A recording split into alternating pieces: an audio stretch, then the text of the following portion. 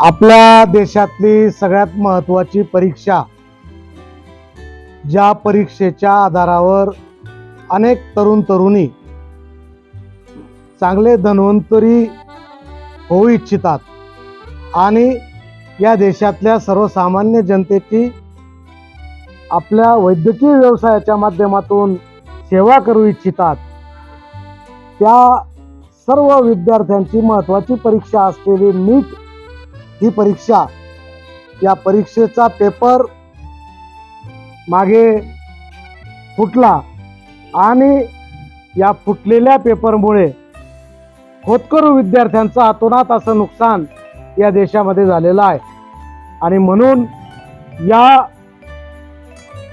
नुकसानीच्यामुळे अनेक विद्यार्थ्यांनी आत्महत्या देखील केलेल्या आहेत। या सर्व भावनांचा उद्रेक विद्यार्थ्यांच्या माध्यमातून केंद्र सरकारच्या शिक्षा मंत्री धर्मेंद्र प्रधान यांचा राजीनामा घेण्यासाठी झाला आणि विद्यार्थ्यांनी मोठ्या प्रमाणावर आंदोलन उभं केलं आणि धर्मेंद्र प्रधान यांनी राजीनामा द्यावा। त्याचप्रमाणे ज्यांचा हात या पेपर फुटीमध्ये आहे त्या सर्व दोषींवर कठोर कारवाई करावी अशी मागणी प्रमुखपणे विद्यार्थ्यांच्या माध्यमातून होत होती। विद्यार्थ्यांच्या कुठल्याही राजकीय पक्षाचा याच्यामध्ये हस्तक्षेप नव्हता।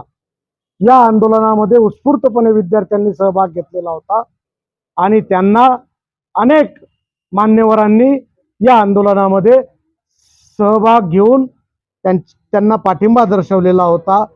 सोनम वांगचुक असं हे नाव, ज्या नावाची संपूर्ण देशात नाही जगभरात ख्याती आहे, अशा सोनम वांगचुक यांनी या आंदोलनाला पाठिंबा दर्शवून आमरण उपोषण गेल्या 21-22 दिवसापासून सुरू केलेलं आहे आणि त्यांची प्रकृती खालावत होती, परंतु या निद्रिस्त केंद्र सरकारला विद्यार्थ्यांच्या भावनांची काही एक पर्वा न त्यांनी करता आंदोलन तसंच सुरू ठेवलं आणि 19 तारखेला मात्र सोनम वांगचुक यांना त्यांनी ताब्यात घेऊन बळजबरीने दवाखान्यामध्ये दाखल केलं।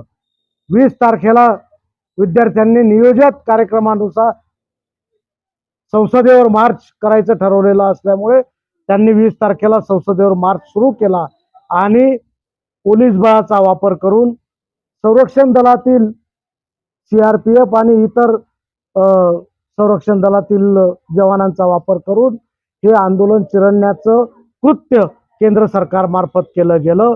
केंद्र सरकारने आपल्याच देशातल्या तरुणाईवर, विद्यार्थ्यांवर अमानुषपणे लाठी हल्ला केला, अश्रुधुराच्या नळकांड्या फोडल्या। अतिशय 18, 19, 20, 22 वर्षाचे तरुण तरुणी यांच्यावर मोठ्या प्रमाणावर लाठी हल्ला करून जखमी केलं आणि अशा अमानुषपणे केलेल्या या कृत्याचा राष्ट्रवादी काँग्रेस शरदचंद्र पवार पक्षातर्फे जाहीर निषेध आम्ही या ठिकाणी व्यक्त करीत आहोत। तात्काळ राजीनामा द्यावा, तसंच लाठी हल्ला करणाऱ्या पोलीस अधिकाऱ्यांवर, दोषींवर कडक कारवाई केंद्र सरकारने करावी अशी प्रमुख मागणी आम्ही या निवेदनामार्फत जिल्हाधिकारी धुळे यांच्याकडे करत आहोत।